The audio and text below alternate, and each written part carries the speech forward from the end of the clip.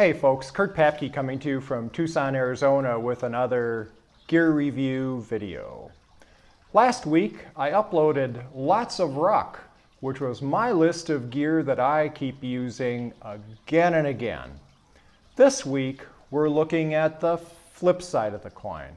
The gear that I've acquired over the years and just collects dust in my use rarely, if ever, bin. These are epic fails. Almost all of them were backpack gear tests reviews, which means I had to use them for at least 4 months. So I gave them a fair shot. At least I've learned what doesn't work out of all this. First up is, and this one's likely to be a little controversial, is hydration reservoirs. So the first issue I have with these is reliability. Sooner or later, they all leak, typically right at the connection between the hose and the reservoir. So something eventually from the stress put on this joint here eventually gives way and it leaks. On our trip to the Colorado Trail last summer, just as we were setting out, one of the hikers on this backpack discovered that she had a leak right here in her hydration reservoir. And she ended up mounting it on the outside of her pack and it dripped all over the place. It happened at the beginning, which is the best time that you want something to fail. The second lesson to come out of this is when you use a hydration reservoir like this, you're putting all your eggs in one basket. Or maybe to be more literal, you're putting all your liters in one container. So if it leaks, you can be screwed. If this is all you have for water that you're carrying, you can be in big trouble. Whereas if you're carrying your water in separate individual bottles, that risk can be spread over many 1-liter bottles. So if one does actually happen to leak, you're only out maybe a liter or so. The other issue is with her hydration reservoir, you can't see how much water you have left. This thing is behind you, embedded inside your pack. You have no idea how much water you have left. Whereas if you're carrying your water on the outside, you have much better visibility. When you're carrying it on your pack straps, which I like to do, that's the best of all worlds. You just look down and you can see exactly how much water that you have left. The other side of this is if you do have to refill, you either have to take this reservoir out of the pack and then fill it outside the pack, or you have to have the right plumbing to actually fill it, typically with a hand pump filter, while it remains inside the pack, commonly under pressure, which even puts more stress on the plumbing here. So they're a hassle to refill, particularly during the day. They're also a pain to dry and disinfect. So these things, they're fairly expensive, so you want to keep them for a fairly long time. And you want to somehow disinfect them, so bleach or something like that is what you want to use. And then you got to make sure that you have some way of keeping them open so that they dry thoroughly on the interior. So extra work to keep them safe and dry. Last but not least, it makes your pack harder to load. Especially if you're using a bear canister, because now you have this tube that runs down the entire back of your pack, and now you have to cram in your other gear around it. And that makes it even harder, particularly with a bear canister. The worst reservoir I tested was about 10 years or so ago. It was called the MoFlow. And the concept behind it is they would pressurize the pack. You had this little bulb that you could squeeze, and that would pump air into the hydration reservoir and putting it under pressure. The idea being that if your water was under pressure, you can just squirt it into your mouth, and therefore you will drink more and stay more hydrated. The second thing is that it came with a shower head attachment that allowed you to wash your hair or take a little shower with the water that was in your reservoir. Of course, under pressure, mechanical tension, it leaked and failed. So I don't have it to show to you today because it was in the trash bin 10 years ago. So hydration reservoirs, I know some people love them. Me, not a chance. I only use them when I'm reviewing them. So one last issue with regular reservoirs is the worst possible time to use them is during the winter. If you try to use them during the winter, the supply line will freeze up no matter how hard you try. I did review an insulated hydration reservoir about 10 years ago back in Minnesota, and it had an insulation pouch for the reservoir and then a neoprene sleeve for the supply tube in an attempt to keep the supply tube from freezing up. And it helped a little bit. The reservoir doesn't freeze very easily. There's a lot of water in here if it's full. This one happens to be 3 liters. It's going to take a long time if it's insulated for this to freeze up. The supply tube, on the other hand, no matter how hard you try, it will freeze up after about 2 to 3 hours. You can use the old technique of blowing into the tube to try to vacate out as much water and replace it with air in the tube after every drink. But even then, there's a little bit of water that will remain and it will freeze. So you can help mitigate it a little bit, but frankly, it's just a pain and not worth the effort. So don't use hydration reservoirs in the wintertime when it's below freezing. They will freeze up. Next up is wood-burning stoves, particularly battery-powered wood-burning stoves. So I love the idea of using a wood-burning stove. You don't have to carry any fuel with you, and you can find sticks anywhere. They burn just about anything, particularly the ones that have the battery-powered fan that forces air up through the bottom. They're a great idea in concept, but what I found over my 4 months of using this Solhuma stove is that you just get soot on everything. Even though this particular stove did have the battery-powered fan that forced air up through the bottom of the wood fire, my pot just got covered with soot every time I used the stove. And no matter how hard I tried keeping my pot inside a 1-gallon Ziploc bag. You can try to wash it off if you have a stream handy in between uses before you put it away.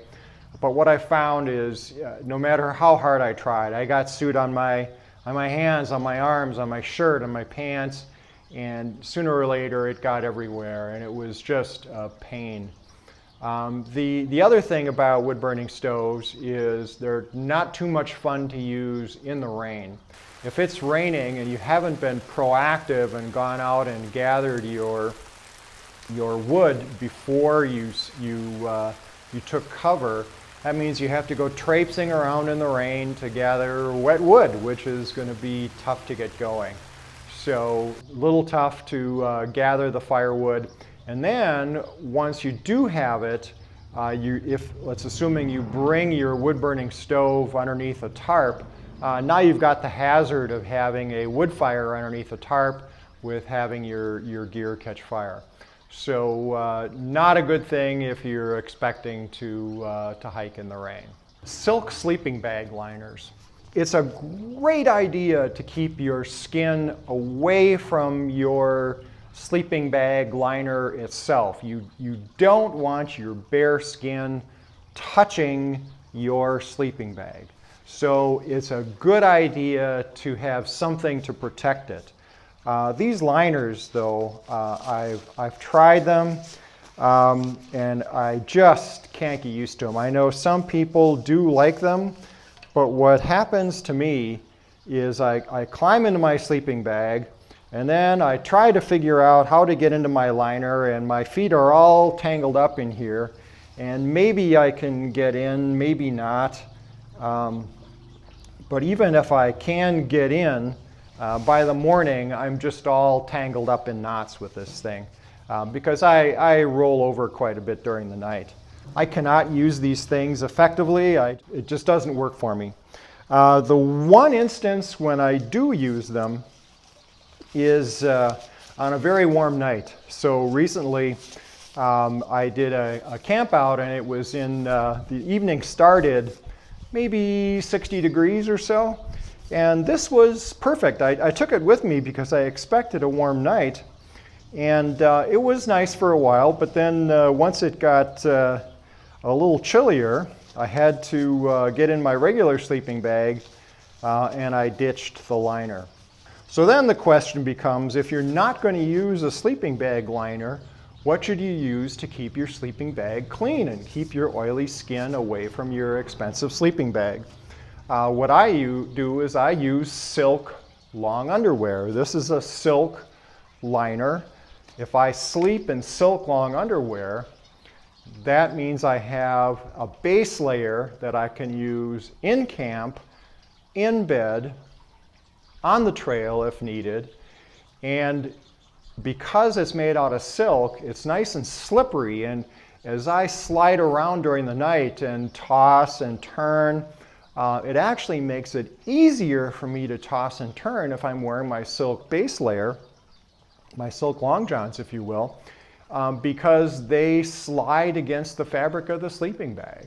So that makes them multi-purpose and gives them extra capability, whereas this guy just gives me extra headaches. Next up, for the gear I never use, is a water purifier or water filter that you suck through. The way you pull in water through the dirty end, you have a small filter in here that filters the water and then comes into your mouth directly. Sorry for the bad joke, but these things suck. Okay, they just do not work well. First of all, if you're gonna, you'll see these pictures of people drinking out of them right out of the stream or out of a lake. How wonderful to drink right out of the stream without even putting the water in the bottle. The next time you get down on your hands and knees in the mud or on a rock to drink directly out of the water, you will discover very, very quickly that this is not an enjoyable experience. Okay, you just do not want to get down on your hands and knees and drink directly out of a water source. That means you have to attach this thing to a bottle. Now, one of the problems with these things is they have these small little filter elements, and so by definition, they're going to plug up quickly, they're going to clog up and get dirty very, very quickly, and it's going to be hard to draw the water through them because they have such a small surface area. Some of these units, they sell them with a special soft-sided water bottle that you're supposed to squeeze the water bottle to help the water flow through it into your mouth. And just as I talked before about the pressurized MoFlow hydration bladder, pressure is going to cause mechanical fluid failure. Okay, so sooner or later, if you are squeezing on a soft-sided water bottle to force water through one of these filters, sooner or later that soft bottle is going to fail. Okay, it's going to burst or leak somewhere. So filters that attach to a water bottle or filters that you suck in order to get the water through or push with a soft water bottle, avoid them like the plague. Sooner or later, they are going to give you problems. Next up are backpacking solar panels. This is another one of those pieces of gear where ideally, if they worked, they would be wonderful. What better than to be able to tromp around outdoors in the sunshine like I am here in Arizona and have that charge up my iPhone or my Kindle or whatever. So sounds great in theory.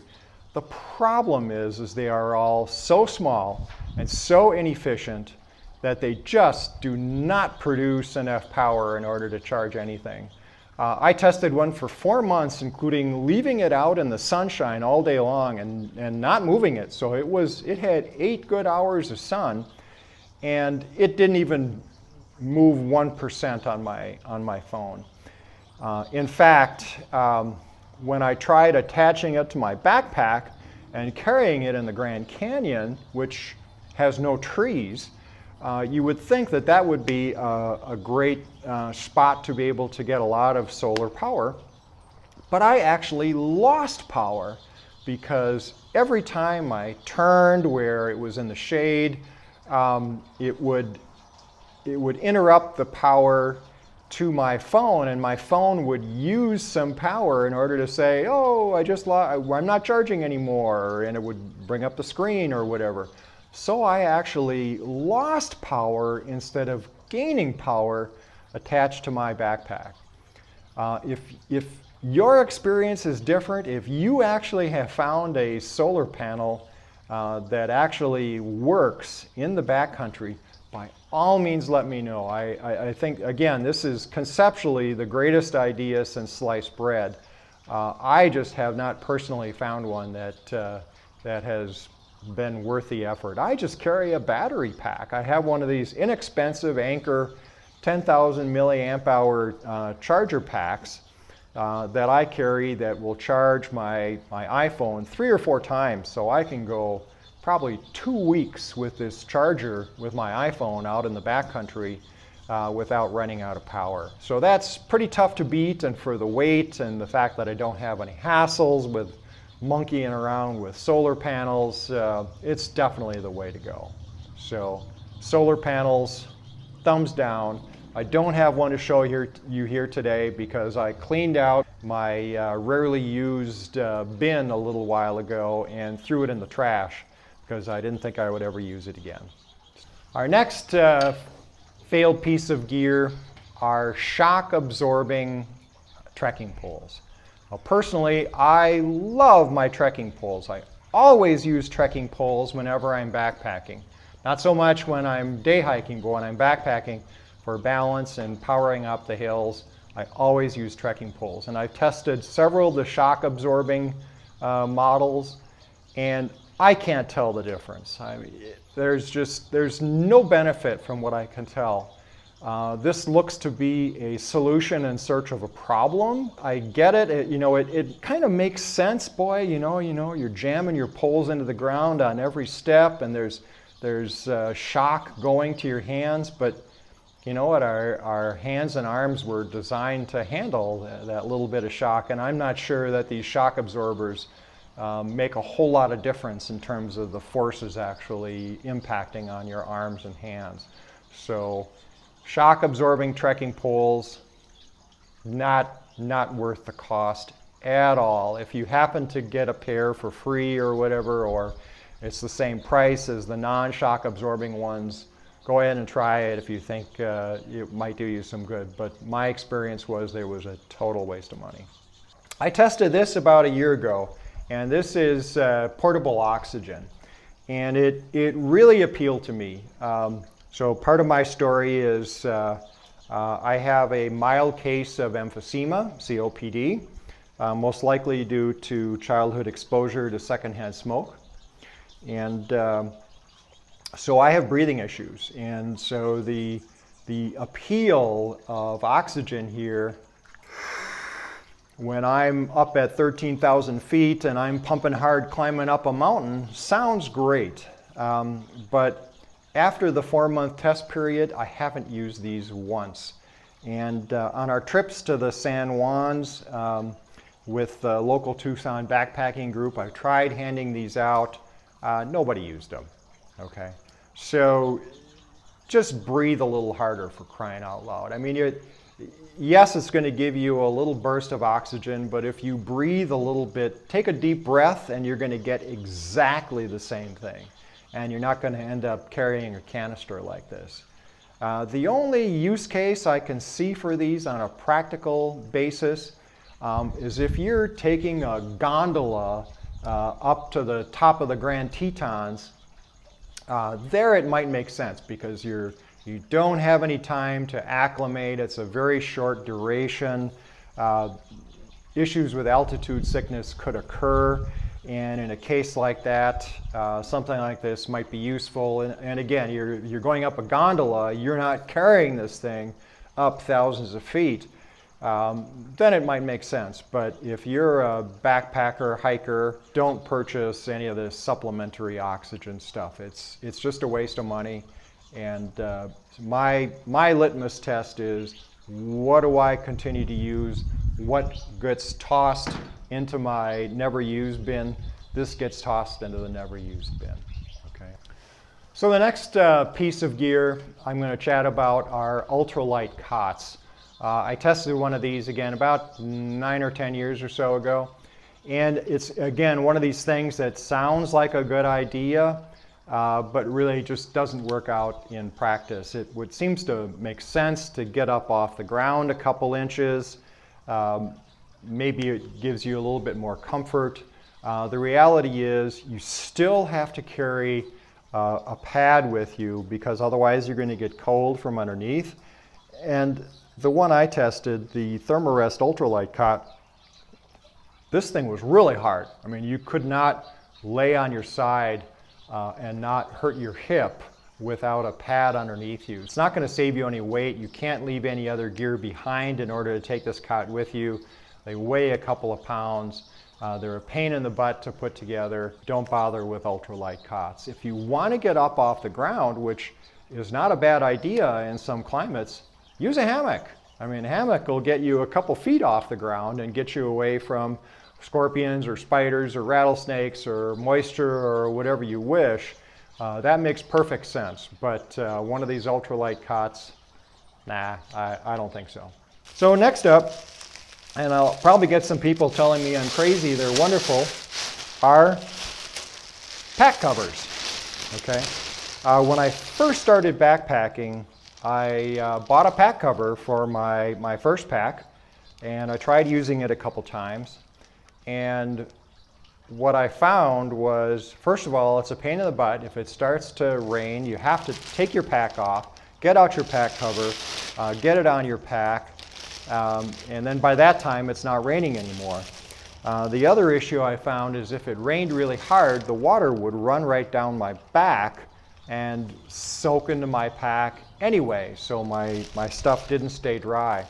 So I am not a big fan of pack covers. I know some people like them, but to me they seem to be a pain in the butt, and they just don't work for me. I put all my stuff in Sea to Summit dry sacks, dry bags, and that way everything is organized inside my pack. I can rest assured that everything is going to stay dry. I don't have to do anything if it starts raining. So that's worked very well for me for the past dozen or so years. Pack covers, not so much. The only time I did find them somewhat useful is I tested a pack back when I was still living in Minnesota that had a pack cover built right into it. And I used the pack a lot in the wintertime. And in the wintertime, it was kind of useful because it kept the snow from getting in the pack even at night. So it's a good idea to have your pack covered at night. I just put mine underneath my hammock or in my vestibule, my tent. That way it stays dry or keeps the snow off if it's wintertime. But pack covers, not so much. So now I'm going to talk about a couple pieces of gear that I have a love-hate relationship with. There are things that I use sparingly because I understand their limitations, but I've gotten to know them. I've experienced both the love and the hate with them. The first one is single wall tents. So about a year or so ago, I reviewed the Black Diamond Distance single wall tent. And part of me loves this tent. I love the lightweight. I love the fast and easy setup of it. but I hate the condensation. It's so hard to prevent condensation in a single wall tent. I carried it with me on our hike of the Slough Creek into Yellowstone a month or so ago. And I was able to use it moderately successfully on that trip because we had a lot of tree cover, so I could camp underneath trees. It helps prevent loss of heat into the atmosphere, acts like kind of a blanket, and so prevents the tent surface from getting cold at night and hence condensing the vapor from your breath on the inner walls of the tent. But even then, I had to get up at least once every night and wipe it down with a bandana to get rid of some of the water, and my sleeping bag was a little moist in the morning, so even at the best, it was problematic.